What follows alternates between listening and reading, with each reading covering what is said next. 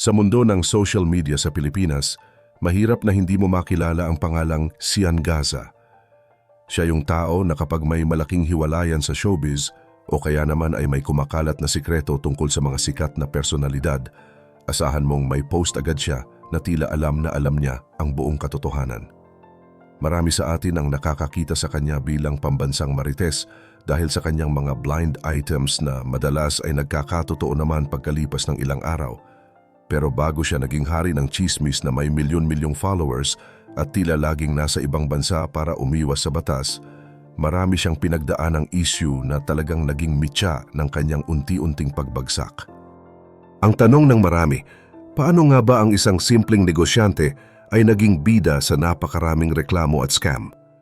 Pero bago po ang lahat, baka pwedeng palike ang video na ito at mangyaring mag-comment sa baba kung taga saang lugar ka para malaman namin saan umaabot ang ating mga video. Dahil napakalaking bagay na ito sa aming content creators. Maraming salamat po. Nagsimula ang lahat noong taong 2017 nang biglang lumitaw ang isang malaking billboard sa kahabaan ng Moraita sa Maynila. Hindi ito advertisement para sa isang produkto, kundi isang paanyaya para sa isang coffee date na para sa aktres na si Eric Gonzalez. Dahil sa ginawa niyang ito, nakuha niya ang atensyon ng buong bansa at dito na nga nagsimula ang kanyang pagsikat. Ikinuwento ni Sian na nakita niya raw si Eric sa isang mall at doon siya humingi ng litrato dahil humanga siya sa kagandahan nito. Hindi lang billboard ang ibinigay niya dahil bago pa iyon ay nagpadala na rin siya ng mga mamahaling makeup para lang mapansin siya ng actress. Sa unang tingin, mukhang isang lalaki lang siya na sobrang in love at handang gumastos ng malaki para sa kanyang hinahangaan. Pero ang mga ingranding galaw na ito ang naging dahilan para magduda ang mga tao at simulang kalkalin ang kanyang tunay na pagkatao. Habang busy ang lahat sa panunood kung tatanggapin ba ni Eric ang kanyang kape, unti-unti namang lumabas ang mga reklamo laban sa kanya. Sa kabila ng mga pinapakita niyang marangyang buhay sa Instagram na punong-puno ng mga luxury cars at travel photos, marami ang nagsabing ang lahat ng ito ay palamuti lang para makapanloko. May mga lumabas na alegasyon na gumamit siya ng mga proyekto para sa mga biktima ng bagyong Yolanda para makalikom ng pera, pero hindi naman daw ito nakarating sa mga dapat tulungan. May mga empleyado rin siya na lumutang at nagsabing hindi sila binayaran sa kanilang trabaho. Ang pinakamatinding issue ay noong madamay ang pamilya ng aktres na si Ella Cruz dahil sa mga tumalbog na tseke na ginamit ni Sian pambayad sa isang sasakyan. Dahil sa dami ng mga negatibong balita na ito, mas pinili ni Eric Gonzalez na tanggihan ang kanyang paanyaya at tuluyan na siyang iniwasan ng mga artista. Sino nga ba talaga itong si Christian Albert Gaza na mas kilala natin bilang Sian? Siya ay lumaki sa Malabon at sa sarili niyang kwento ay hindi naging madali ang kanyang kabataan dahil bunga siya ng isang ugnayan sa labas ng kasal at lola lang ang nagpalaki sa kanya. Maaga siyang natutong maghanap ng pera sa pamamagitan ng pagbebenta ng mga hayop tulad ng hamster bago niya sinubukang pasukin ang mundo ng malalaking negosyo. Pero bakit sa gitna ng kanyang pagsisikap na maging isang matagumpay na CEO ay tila palaging may kasamang panloloko ang kanyang bawat hakbang? Naging paraan niya ang paggamit sa mga sikat na tao para magmukhang mapagkakatiwalaan, pero sa huli ay ang mga ito rin ang naging dahilan para malantad ang kanyang mga maling gawain. Ang kanyang kwento ay isang babala na hindi lahat ng nakikita nating kintab sa social media ay tunay na ginto. Sa puntong ito, marahil ay iniisip nyo kung bakit hinayaan lang ni Sian na masira ang kanyang pangalan sa kabila ng mga naunang issue. Ang totoo, ito pa lang ang simula ng isang mas malalim na kwento ng panlilinlang. Alam nyo ba na bago siya naging maingay sa social media, sinubukan muna niyang mag-aral ng political science pero hindi niya ito tinapos? Mas pinili niyang sundin ang tinatawag niyang hilig sa negosyo. Nagsimula siya sa mga networking companies kung saan siya kumita at nakabili ng kanyang unang sasakyan. Sa edad na 18, nagawa niyang kumbinsihin ang dalawang malalaking investor para punduhan ang kanyang itatayong coffee shop.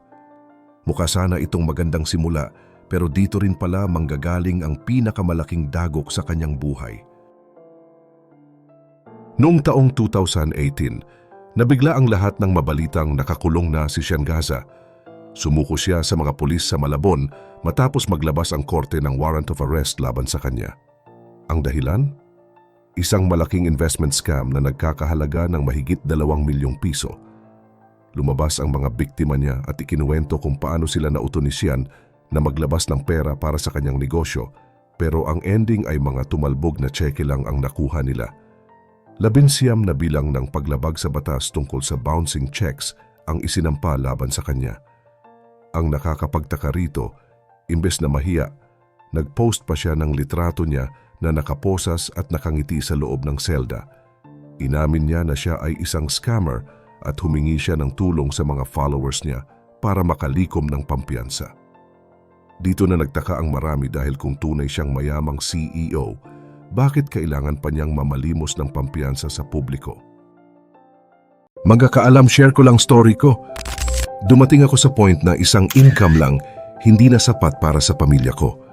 Kaya naghanap ako ng extra income at oo, marami rin akong pinagsisihan na online courses at online materials.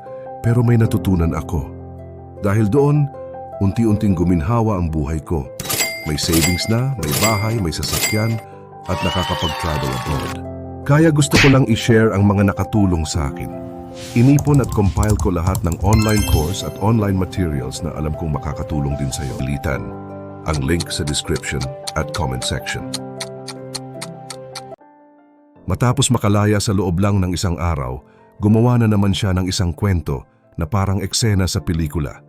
Nag-post siya ng video kung saan sinabi niya na nakatakas daw siya sa mga autoridad palabas ng Pilipinas.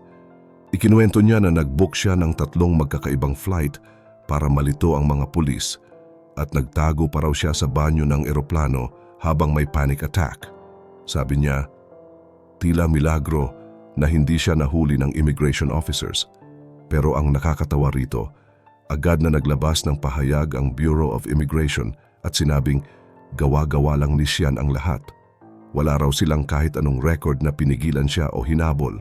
Dahil sa panahong iyon ay wala pa namang kautusan ng korte na bawal siyang umalis ng bansa.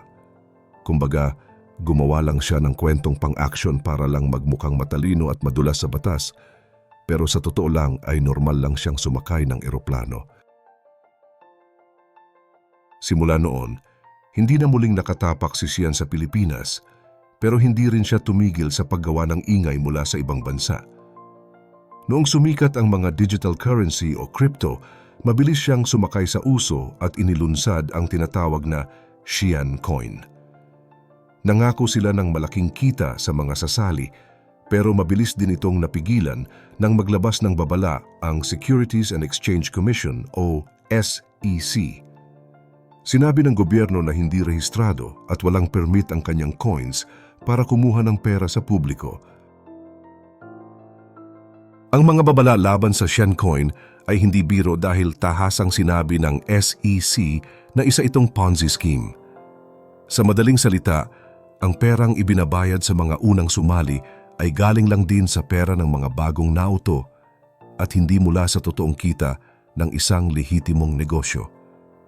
Dahil hindi ito rehistrado, kapag biglang naglaho ang sistema, wala nang magagawa ang mga biktima para mabawi ang kanilang pinaghirapang pera. Pero sa kabila ng lahat ng ito, tila nahanap ni Sian ang paraan para bumangon mula sa ibang bansa. Ayon sa kanyang sariling kwento, dumaan siya sa hirap sa Vietnam kung saan nagbenta siya ng tubig at toothpick sa mga turista para lang mabuhay. Dito na pumasok ang mga kakaibang trabaho niya bilang isang taga-expose ng mga kalabang kumpanya kapalit ng malaking halaga.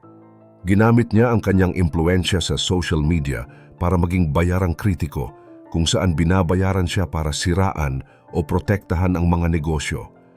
Dito siya unti-unting nakakuha ng puhunan hanggang sa itatag niya ang Sindikato Kristiyano. Ang nakakaloka rito, siya na mismo ang nagsabi na ang kumpanya niyang ito ay hindi lehitimo at isa ring Ponzi scheme. Parang lantarang inaamin ni Sian na siya ay isang kriminal pero marami pa rin ang sumusugal sa kanyang mga pakulo gaya na lang ng kanyang NFT game na Surreal Estate. Sa larong ito, kailangan mong maglabas ng libu-libong piso para bumili ng lupang digital sa pag-asang kikita ka ng totoong pera. Ang kanyang kwento ay isang malakas na paalala na sa likod ng bawat viral post at pangako ng mabilis na yaman ay laging may kaakibat na panganib. Minsan, ang mga taong inaakala nating tagapagtanggol ng katotohanan ay siya palang nagtatago ng pinakamalaking kasinungalingan. Kayo, naniniwala ba kayo na tunay na mayaman si Sian Gaza o lahat ng ito ay bahagi lang ng kanyang script para manatiling sikat? I-share mo naman ang opinion mo sa ibaba at huwag kalimutang mag-like at subscribe para sa mas marami pang updates gaya nito.